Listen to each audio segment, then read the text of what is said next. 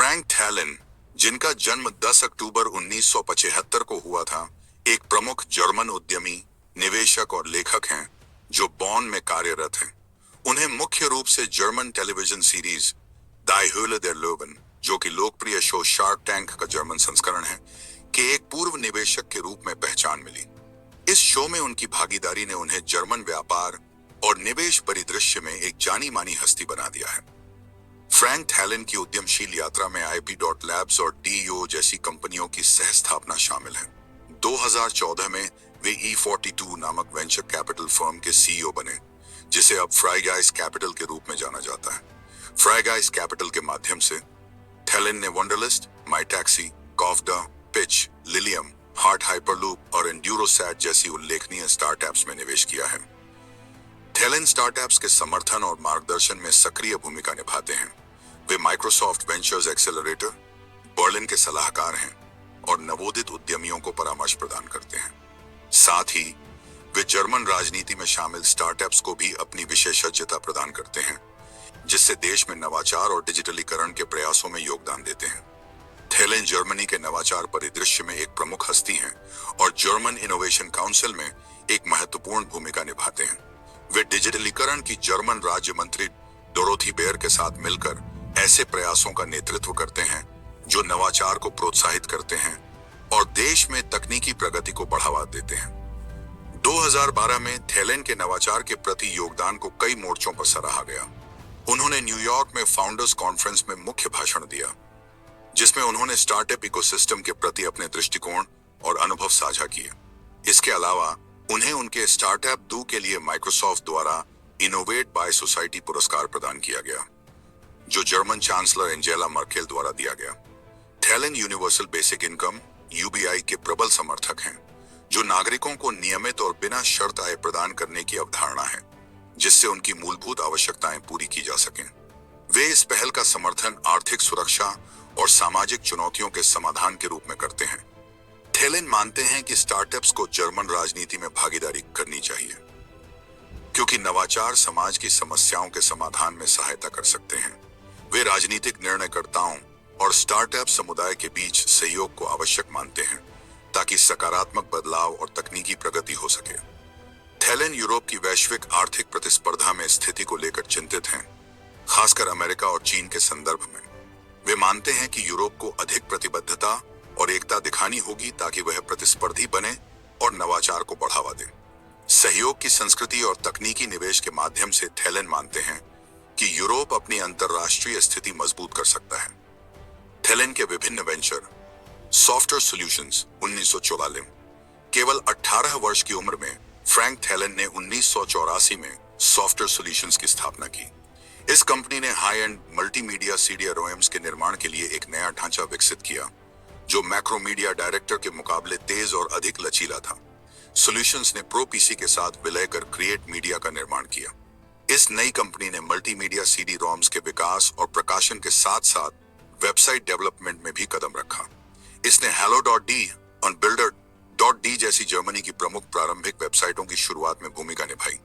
ट्विस्टडेज 1997 में थैलेन ने 1 crore 4 lakh Deutsch mark venture capital जुटाकर ट्विस्टेक की स्थापना की, जिसका उद्देश्य लिनक्स आधारित router LIC lawn internet connect का विकास और व्यावसायीकरण था। इसमें वेब इंटरफेस से नेटवर्क प्रबंधन की सुविधा थी। इसके अलावा कंपनी ने एक शुरुआती web application framework APL Gen C++ module विकसित किया। हालांकि कंपनी 1999 में IPO की तैयारी कर रही थी, .com बबल के फूटने के कारण दिवालिया हो गई।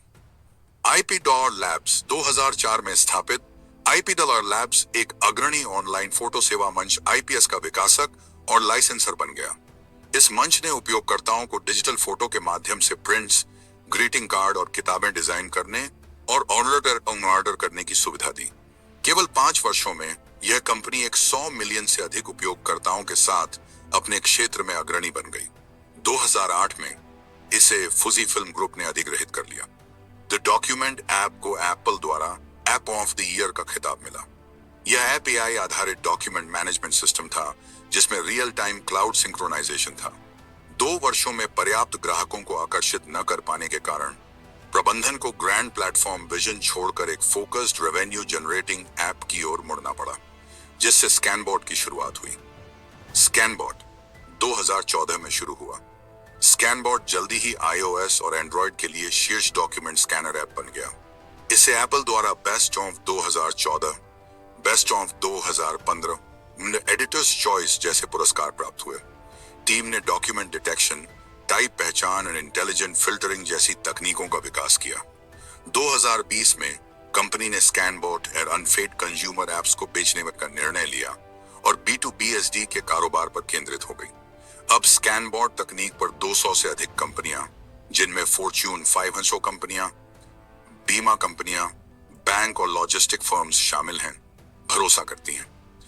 2016 में फ्रैंक थेलन ने स्कैनबॉट के सीईओ का पद क्रिस्टोफर वैगनर को सौंपा ताकि वे E42 के सीईओ के रूप में स्टार्टअप निवेशों पर ध्यान केंद्रित कर सकें।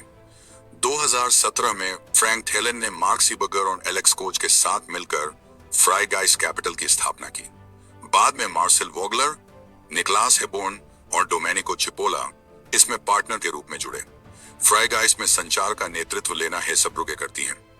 2021 में फ्रैंक थेलन ने 10x DNA कैपिटल पार्टनर्स की स्थापना की।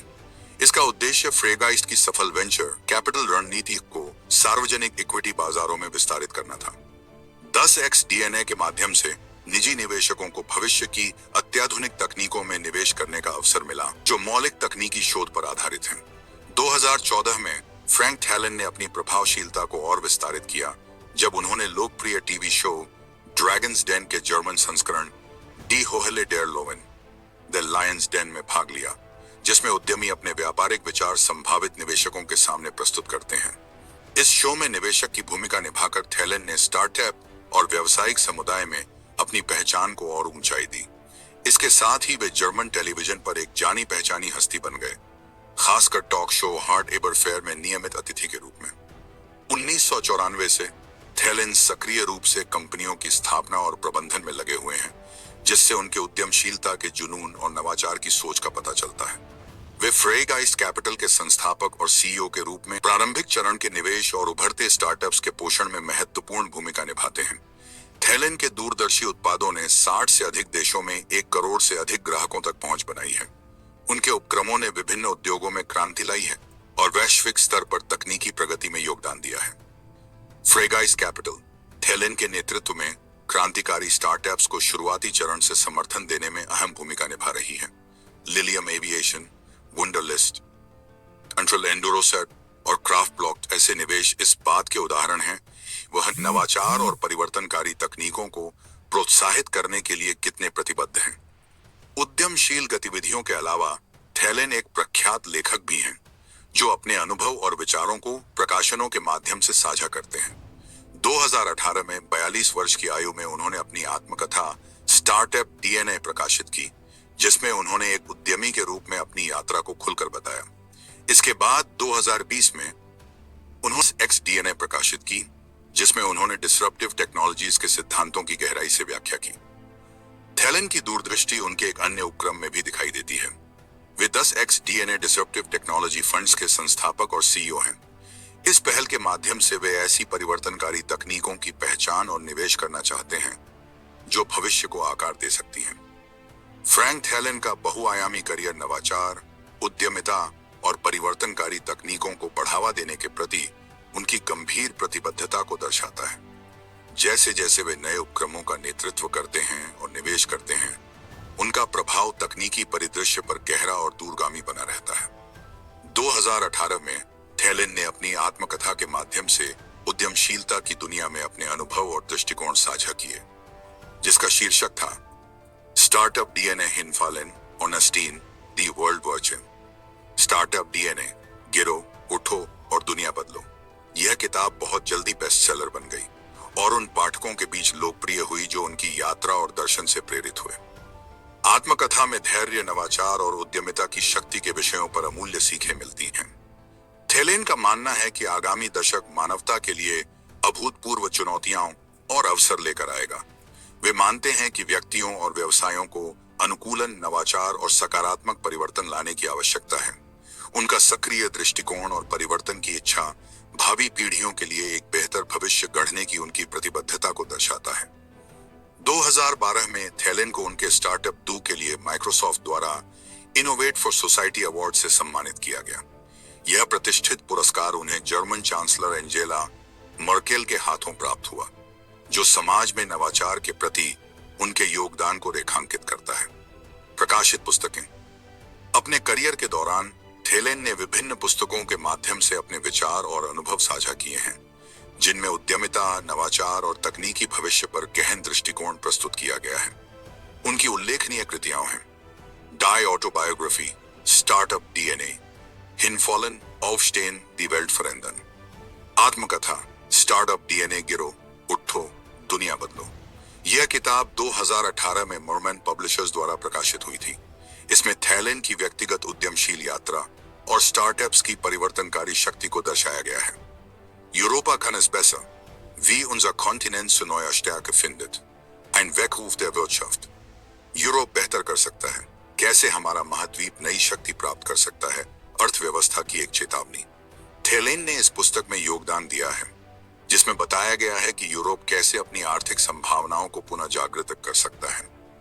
यह पुस्तक थॉमस सिगमंड और स्वेन ऑफ हुप्पे द्वारा 2019 में हर्डर से प्रकाशित हुई थी।